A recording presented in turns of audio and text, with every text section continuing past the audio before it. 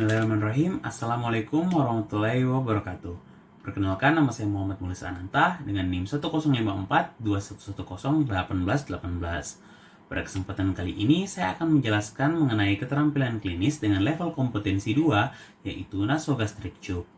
Adapun indikasi untuk pemasangan nasogastric tube yaitu pertama, pasien itu mengalami kesulitan menelan oleh karena berbagai sebab. Kemudian yang kedua itu pada pasien dengan perdarahan saluran cerna bagian atas, untuk kita lakukan bilas lambung, dan juga pada pasien-pasien dengan pankreatitis akut atau pada pasien-pasien ileus paralitik dan ileus obstruktif, untuk kita lakukan yang namanya dekompresi.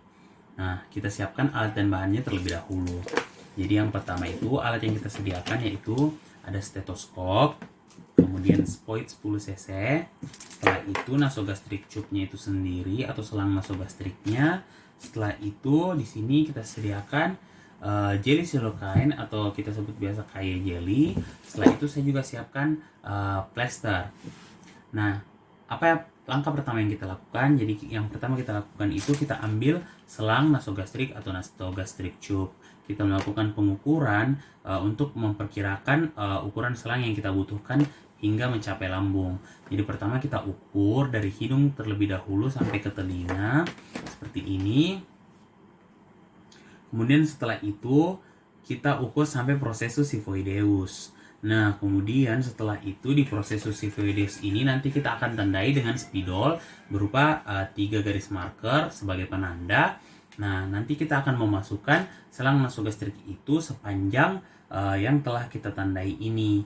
Nah, kemudian kita meminta pasien untuk nanti berbaring atau telentang mungkin, atau miring ke samping, kanan maupun kiri, kemudian menekuk dagunya itu ke depan seperti ini. Kemudian kita masukkan secara perlahan melalui hidung. Nah, ketika kita masukkan, ketika dia sudah mulai masuk, terutama di bagian orofaring ke bawah, kita meminta pasien untuk menelan. Supaya apa? Supaya epiglotis itu menutup dan nantinya selangnya itu masuk ke saluran pencernaan, bukan saluran pernafasan. Nah, setelah dia mulai masuk ke dalam, nanti di situ apabila terdapat cairan misalnya pada lambung, biasanya itu dia akan naik sendiri ke selangnya dan nanti akan keluar melalui nasogastric tube ini. Sedangkan apabila biasanya dia kosong, kita akan menyuntikkan, memasukkan udara menggunakan Spoid 10 cc ini, ataupun misalnya kita ingin memasukkan bahan makanan, sisa kita masukkan melalui Spoid 10 cc ini. Nah, nanti apa gunanya stetoskop ini? Kita akan menggunakan stetoskop ini untuk mendengar apakah udara tersebut yang misalnya kita suntikan ke dalam lambung itu telah mencapai lambung. Jadi kita akan gunakan, kemudian kita akan dengar.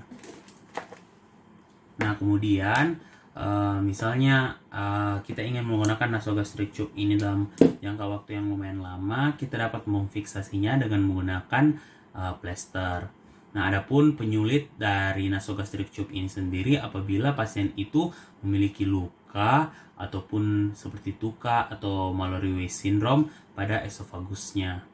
Mungkin itu saja yang dapat saya sampaikan. Lebih dan kurangnya mohon dimaafkan. Wassalamualaikum warahmatullahi wabarakatuh.